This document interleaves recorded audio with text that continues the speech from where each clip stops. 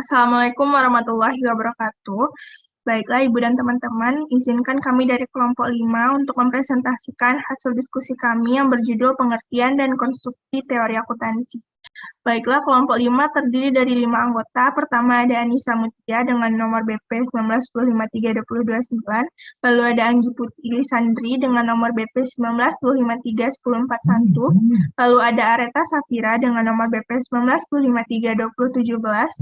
Lalu ada Chelsea Dapatika dengan nomor BP 1910532058. Dan yang terakhir ada Nabila Azahra dengan nomor BP 1910532042.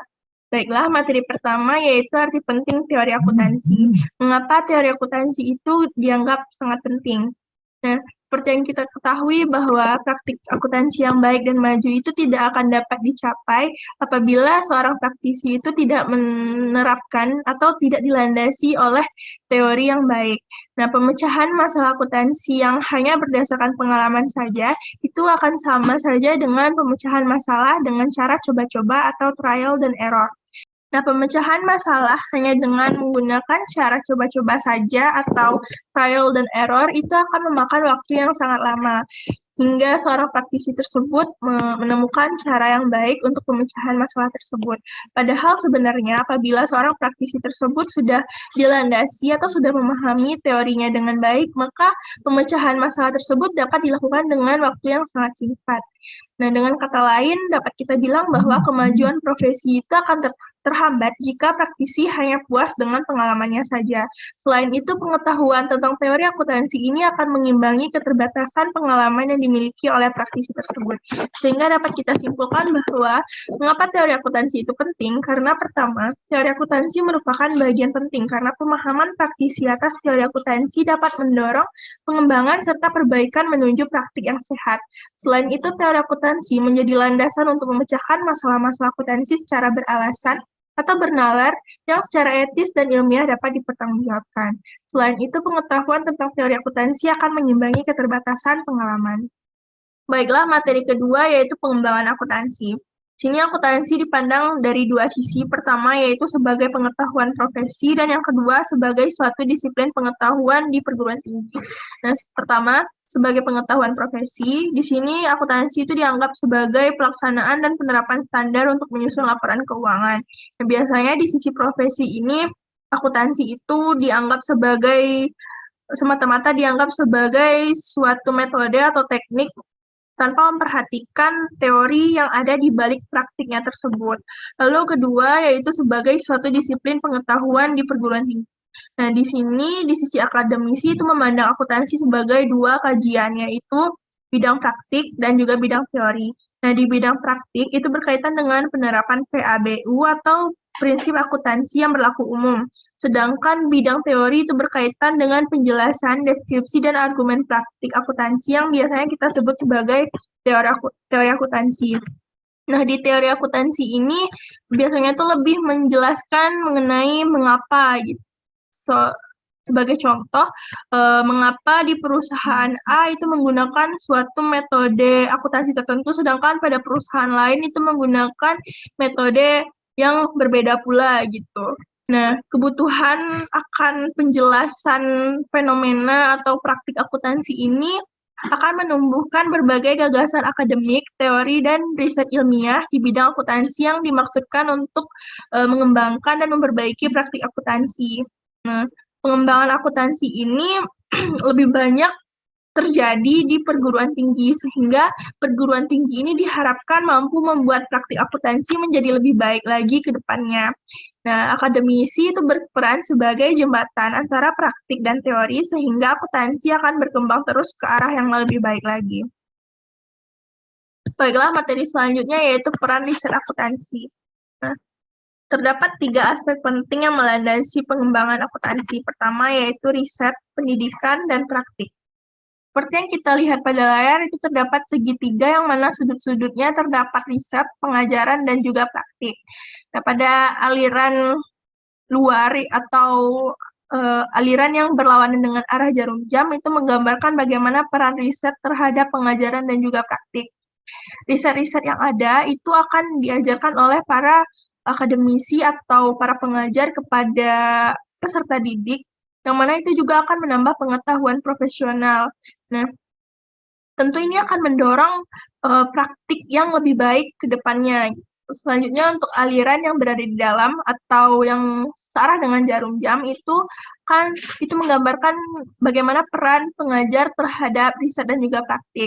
Nah, praktik-praktik yang ada itu akan dievaluasi oleh para pengajar atau para akademisi itu melalui riset.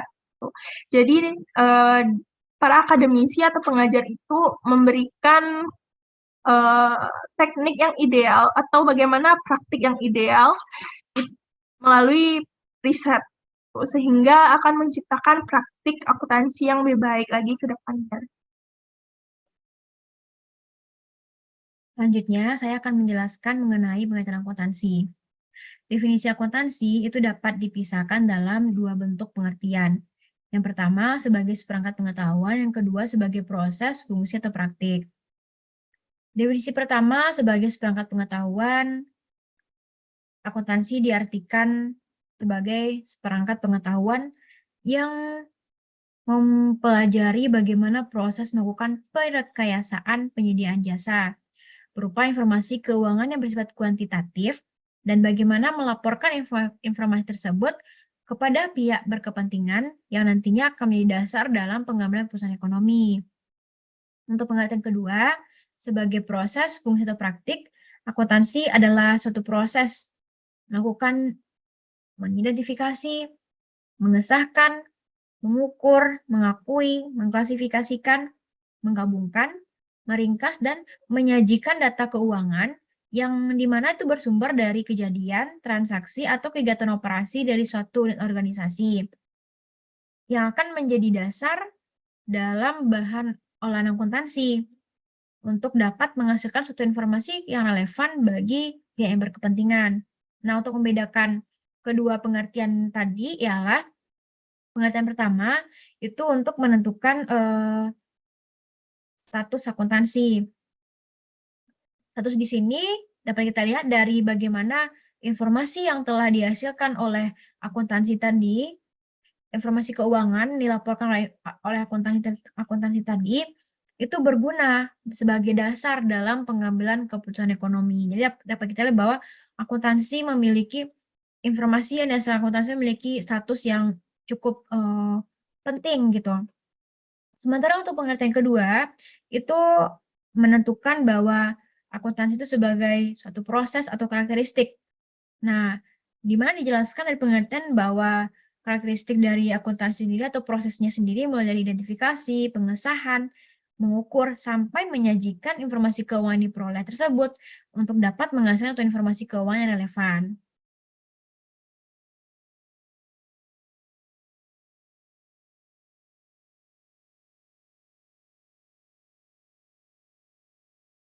Selanjutnya, di bagian poin berikutnya masuk kepada seni, sains, atau teknologi. Di sini saya akan menjelaskan bagaimana akuntansi dianggap sebagai sebuah seni, dan bagaimana pula akuntansi dianggap sebagai suatu sains, atau bahkan akuntansi dianggap sebagai suatu teknologi. Akuntansi sebagai seni itu pertama kali menjadi penelitian atau paling awal dalam perkembangannya. Di mana di awal perkembangannya akuntansi dianggap sebagai suatu seni. Kenapa bisa dianggap sebagai suatu kerajinan? Karena orang yang mendapatkan pemahaman akuntansi yang cukup mumpuni atau luas itu kan bisa mendapatkan pengetahuannya setelah dia terjun langsung ke lapangan, atau mungkin dia melakukan proses magang itu kan dari praktisi. Nah, di sanalah seni yang dimaksud gitu. Namun seni yang dimaksud itu bukanlah dari keindahannya atau keestetikan sebuah seni pada umumnya gitu, melainkan bagaimana praktik akuntansi tersebut melibatkan berbagai pertimbangan nilai gitu, dengan tuntutan keahlian dan pengalaman untuk memilih perlakuan akuntansi mana yang terbaik gitu. Jadi jika akuntansi dikatakan sebagai seni, maka artinya itu adalah bagaimana cara menerapkannya, bukan dari sifatnya sebagai seperangkat pengetahuan. Yang kedua, akuntansi sebagai sains. Jadi seperangkat pengetahuan itu dikatakan sebagai suatu sains jika dia bersifat bebas nilai. Nah, bebas nilai di sini maksudnya adalah dia tuh tidak dibangun atau tidak dibentuk untuk mencapai tujuan ekonomi atau sosial gitu. Sehingga dia tidak bertujuan untuk dapat menciptakan suatu kebijakan atau mendorong timbulnya suatu kebijakan gitu kan. Selain itu, kalau seperangkat pengetahuan itu dikatakan sebagai sains jika dia memiliki 4 kategori. Pertama itu ada koherensi, ada korespondensi, ada keterujian, dan keuniversalan. Nah, jadi dapat kita simpulkan kalau sains itu sebagai suatu seperangkat pengetahuan atau suatu pengetahuan yang tujuannya itu untuk mendapatkan validitas dari suatu penjelasan atau suatu fenomena melalui metode ilmiah. Nah, itu sangat berbeda dari akuntansi sendiri, di mana jadi rasanya tidak tepat untuk menganggap akuntansi sebagai sains. Karena tujuan dari akuntansi sendiri itu berupaya untuk dapat menghasilkan sebuah prinsip yang nantinya akan menjustifikasi suatu kebijakan gitu, sehingga dapat mencapai tujuan tertentu. Tetapi dan bukan untuk mendapatkan validitas atas pernyataan atau fenomena yang terjadi dalam akuntansi. Nah, selain itu akuntansi juga tidak dapat mengandung bebas nilai karena akuntansi sangat memperhatikan faktor sosial atau lingkungannya gitu dalam praktiknya atau dalam pertimbangannya. Selain itu dalam akuntansi itu juga mementingkan faktor manfaatnya bagi terutama itu tujuan ekonomi ya. Sehingga prinsip umum dalam akuntansi tidak harus melakukan uji validitas gitu. Karena tujuannya itu adalah untuk mencapai tujuan ekonomi, bukan tujuan untuk mendapatkan validitas seperti sains tadi.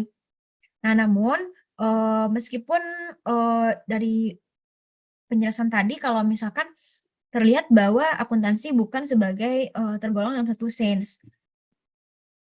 Tapi bukan berarti kalau akuntansi itu tidak bersifat ilmiah. Nah, tapi dalam proses pemahamannya, pembelajaran, dan pengembangan akuntansi, pendekatan ilmiahnya dapat kita terapkan. Kenapa? Karena dengan pendekatan ilmiah, akuntansi akan dapat memiliki argumen yang kuat gitu dalam menurunkan satu prinsip, satu metode, atau teknik yang nantinya dapat dipertanggungjawabkan. Nah, yang ketiga, akuntansi sebagai teknologi. Jika akuntansi ini tidak tergolong sebagai satu seni ataupun tidak sebagai satu sains, maka Sudipyo menurutnya kalau akuntansi itu dianggap tergolong sebagai teknologi. Karena kenapa? Karena dengan mengenali karakteristik akuntansi, maka seperangkat akuntansi pengetahuan itu akan lebih cenderung menjadi suatu teknologi gitu. Paling tidak menurut Sudipyo itu adalah teknologi yang tergolong teknologi lunak. Kemudian menurut Grafkin juga menyatakan kalau akuntansi itu sebagai teknologi karena akuntansi dirancang untuk memperlancar kegiatan ekonomi sehingga akuntansi itu sangat berfungsi sebagai teknologi untuk kepentingan politik. Nah, jika akuntansi dapat dikatakan sebagai teknologi, maka dapat didefinisikan akuntansi ini sebagai rekayasa informasi dan pengendalian keuangan. Nah, dalam hal ini, akuntansi dapat memanfaatkan teori dan pengetahuan yang dikembangkan dalam disiplin ilmu lain agar dapat mencapai tujuan tertentu tanpa harus mempertimbangkan teori tersendiri. Selanjutnya yaitu perekayasaan pelaporan keuangan. Perekayasaan di sini merupakan proses terencana dan sistematis yang melibatkan pemikiran, penalaran, dan pertimbangan untuk memilih dan menentukan teori, pengetahuan yang tersedia, konsep, metode, teknik, serta pendekatan untuk menghasilkan suatu produk yang konkret atau konseptual. Sedangkan pelaporan keuangan merupakan struktur dan proses tentang bagaimana informasi keuangan untuk semua unit dan pemerintahan harus disediakan dan dilaporkan dalam suatu negara untuk tujuan pengambilan keputusan ekonomi. Akuntansi dalam perekayasaan ini adalah akuntansi dalam arti luas, yaitu sebagai suatu sistem pelaporan keuangan umum yang melibatkan kebijakan umum akuntansi, yaitu mengenai struktur mekanisme, pihak yang terlibat, dan standar pelaporan dalam suatu wilayah negara tertentu. Dalam perekayasaan pelaporan keuangan, akuntansi ini akan memanfaatkan pengetahuan serta juga sains dari berbagai disiplin ilmu.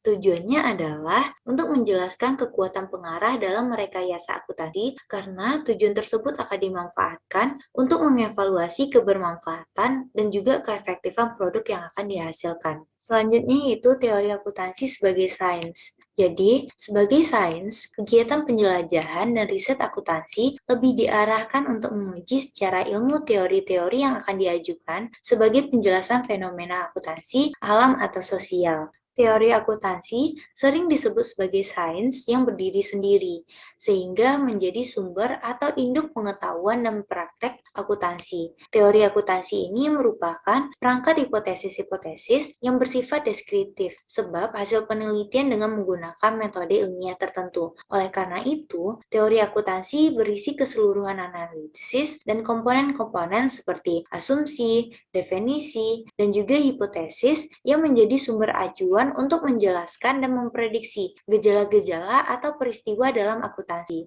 Karena teori akuntansi ini disetarakan dengan sains, maka apa yang dibahas dan yang dihasilkan oleh teori ini harus memenuhi kriteria sains, yaitu bebas nilai.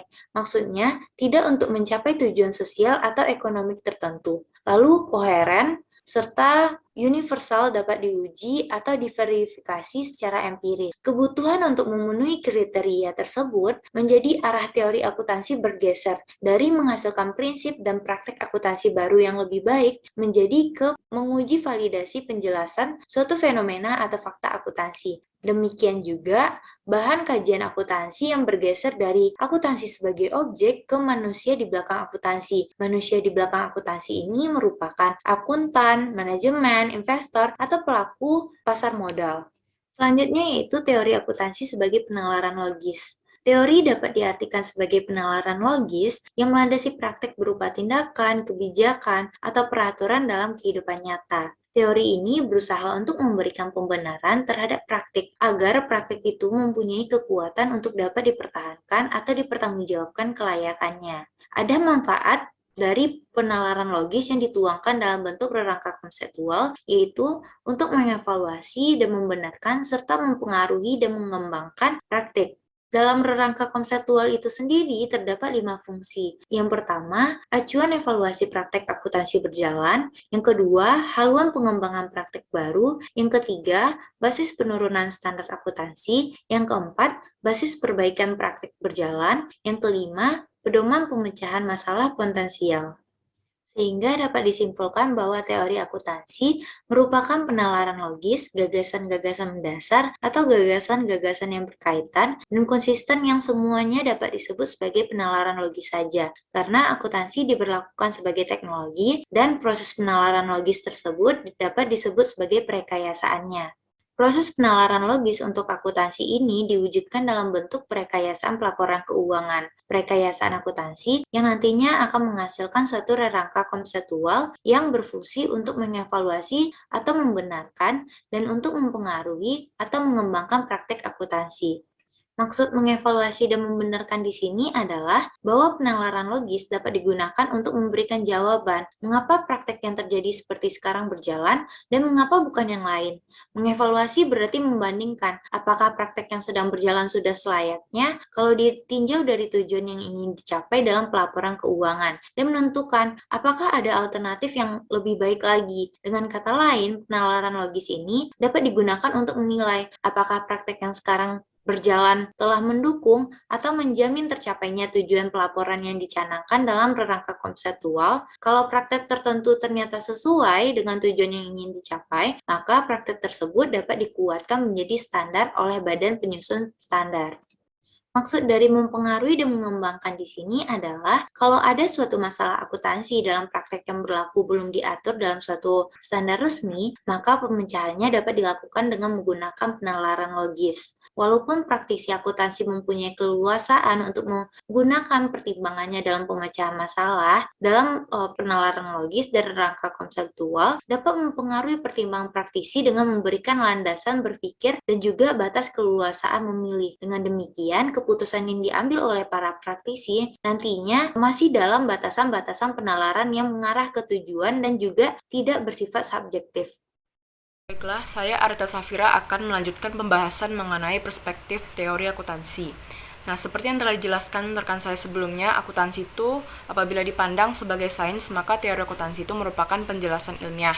Sedangkan apabila akuntansi itu dipandang sebagai teknologi, maka teori akuntansi itu merupakan penalaran yang logis. Apapun perlakuan yang dianut, pada intinya teori akuntansi ini akan berisi pernyataan-pernyataan yang berupa penjelasan atau pembenaran tentang suatu fenomena atau perlakuan akuntansi.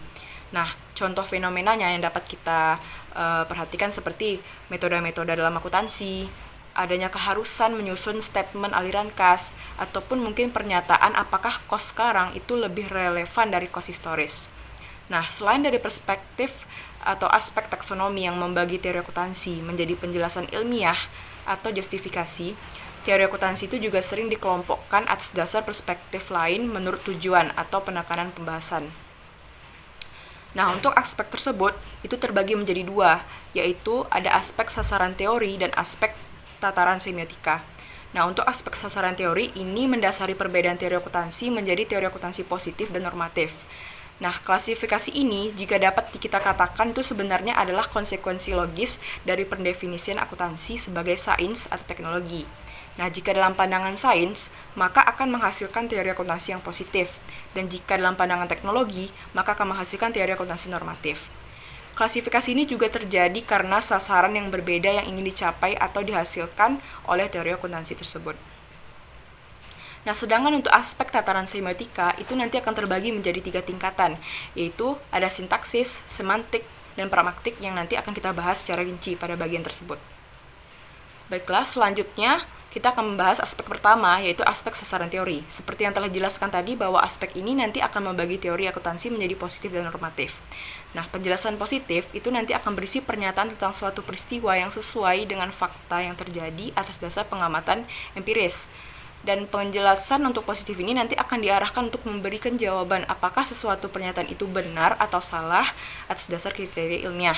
Sedangkan untuk yang normatif, itu akan berisi pernyataan untuk menilai apakah sesuatu itu baik atau buruk, relevan atau tak relevan dalam kaitannya dengan kebijakan ekonomi atau sosial tertentu. Sehingga untuk normatif sendiri itu akan mendukung dan menghasilkan kebijakan politik, sehingga akan bersifat pembuat kebijakan.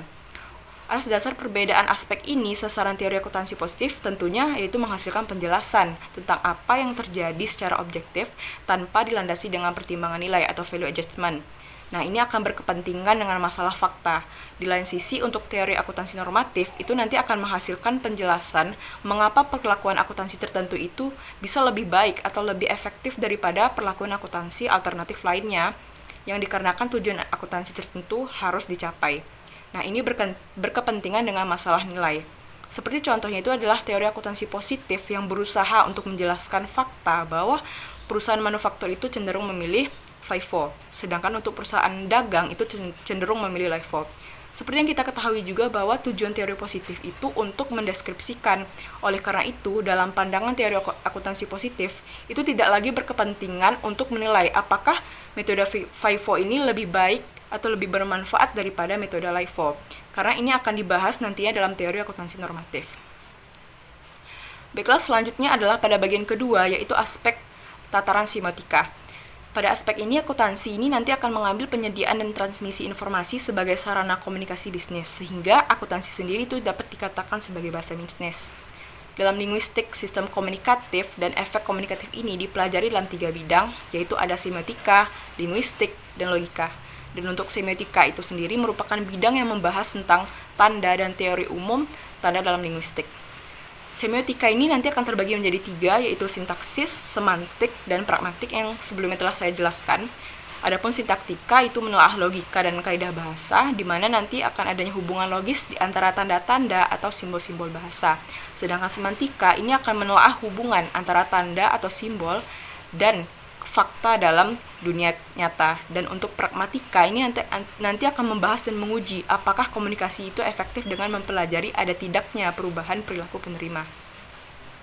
Kita akan masuk yang pertama, yaitu akuntansi semantik, di mana akan menekankan pada pembahasan pada masalah penyimbolan dunia nyata ke dalam tanda-tanda bahasa akuntansi, sehingga orang nanti akan dapat membayangkan kegiatan fisik perusahaan tanpa harus secara langsung menyaksikan kegiatan tersebut di lapangan.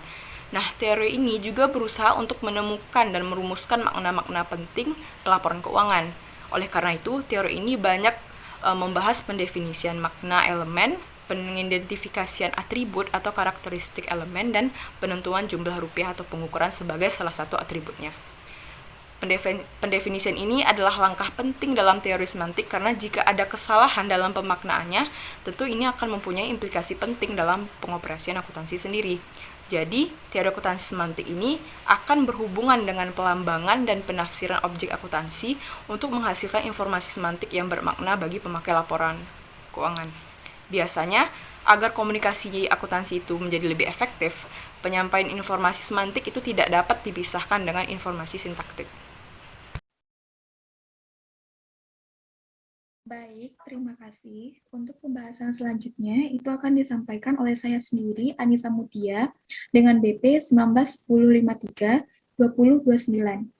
Nah, untuk pembahasan selanjutnya itu kita akan membahas bagian kedua dari tataran semiotika, yaitu teori akuntansi sintaktik.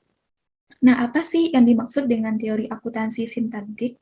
Nah, jadi teori akuntansi sintaktik ini, dia tuh membahas tentang pengukuran, pengakuan, dan penyajian elemen-elemen dalam statement keuangan serta struktur akuntansi. Nah, pada teori akuntansi sintaktik ini, simbol-simbol yang digunakan itu harus berkaitan secara logis. Dan untuk teori akuntansi sintaktik, itu cakupan teori akuntansinya lebih luas. Kemudian, teori akuntansi sintaktik itu berusaha untuk memberikan penjelasan dan pelaporan tentang apa yang akan dilaporkan, kemudian siapa yang akan melaporkannya, kapan dilaporkannya, dan bagaimana melaporkannya. Selanjutnya itu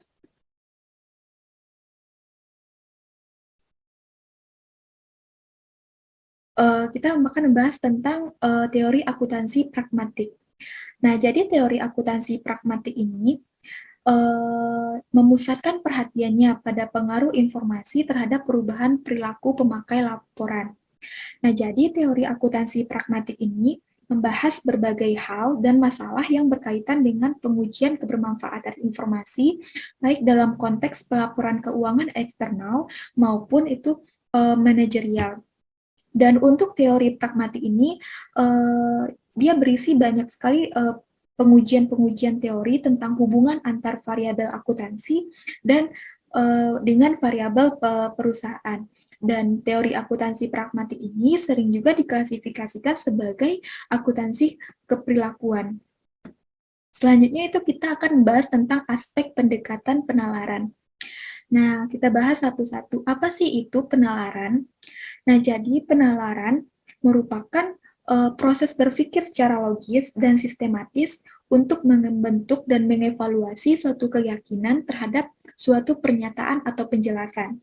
Nah, jadi penalaran ini mempunyai peran penting dalam rangka menerima atau menolak kebenaran suatu teori.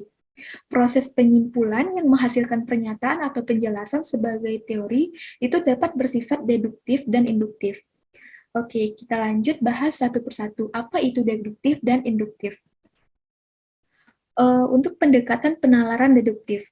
Untuk pendekatan penalaran deduktif ini, proses penyimpulan itu dia berawal dari suatu pernyataan umum yang disepakati ke pernyataan khusus sebagai simpulannya. Untuk pernyataan umum yang disepakati itu menjadi basis dan basis penalaran dapat berasal dari teori, prinsip, konsep, doktrin, atau norma. Dan untuk penalaran deduktif dalam akuntansi itu digunakan untuk memberikan penjelasan dan dukungan terhadap kelayakan suatu pernyataan akuntansi. Selanjutnya yaitu penalaran induktif. Pendekatan penalaran induktif, dia itu berawal dari suatu pernyataan khusus dan berakhir dengan pernyataan umum. Penalaran induktif dalam akuntansi pada umumnya digunakan untuk menghasilkan pernyataan umum yang menjadi penjelasan terhadap gejala akuntansi tertentu. Dan pada praktiknya, penalaran induktif ini dalam akuntansi tidak dapat dilaksanakan terpisah dengan penalaran deduktif, atau begitupun sebaliknya. Selanjutnya itu kita membahas tentang verifikasi teori akuntansi. Nah, verifikasi teori akuntansi ini merupakan suatu prosedur untuk menentukan apakah suatu teori itu sudah valid atau tidak. Dan pada pendekatan verifikasi teori akuntansi ini, untuk mengevaluasi validitas teori itu dia bergantung pada sasaran dan teori yang diverifikasi. Kemudian untuk penalaran logisnya itu menjadi suatu kriteria pada validitas dan teori akuntansi. Contohnya kita masuk ke contohnya ya. Pertama itu ada aspek teori semantik. Nah, aspek teori semantik ini pendekatan pengujiannya itu berdasarkan bukti empiris dan juga penalaran logis. Untuk aspek teori sintaktik itu pendekatan pengujiannya berdasarkan pada penalaran logis. Kemudian untuk aspek teori pragmatik itu pendekatan pengujiannya berdasarkan pada empiris dan daya prediksi. Untuk aspek teori positif, pendekatan pengujiannya itu berdasarkan empiris dan juga metode ilmiah. Untuk aspek teori normatif, pendekatan pengujiannya itu berdasarkan pada penalaran logis dan pertimbangan nilai. Untuk aspek teori deduktif, pendekatan pengujiannya itu berdasarkan pada deduktif dan juga penalaran logis. Dan yang terakhir, untuk aspek teori induktif, pendekatan pengujian yang digunakan itu empiris, daya prediksi, dan metode ilmiah. Sekian pemaparan dari saya. Terima kasih. Wassalamualaikum warahmatullahi wabarakatuh.